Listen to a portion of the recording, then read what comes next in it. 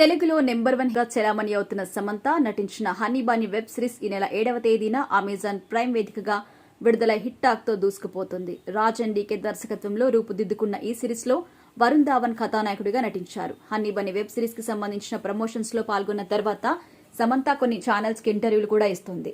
Myositis వ్యాధికి చికిత్స తీసుకునేందుకు సినిమాలకు 1.5 పైగా విరామం ప్రకటించింది. ఇది తన జీవితంలో చాలా తప్పైందని బాధపడుతోంది. ఆ తర్వాత సినిమాల్లో అవకాశాలు రావడం లేదు అని బహిరంగంగానే చెబుతోంది.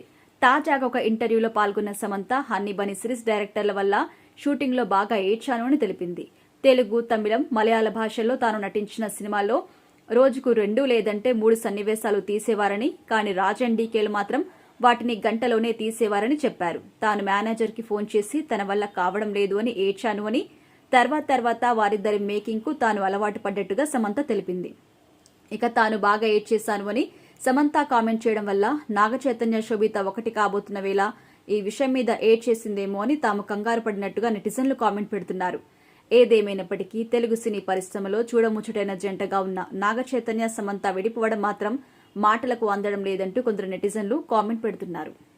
ఇక తన సొంత బ్యానర్లో మా ఇంటి బంగారం పేరుతో ఒక సినిమా చేస్తుంది శామ్. దీని తర్వాత ఒక సిరీస్ ఒప్పుకుంది.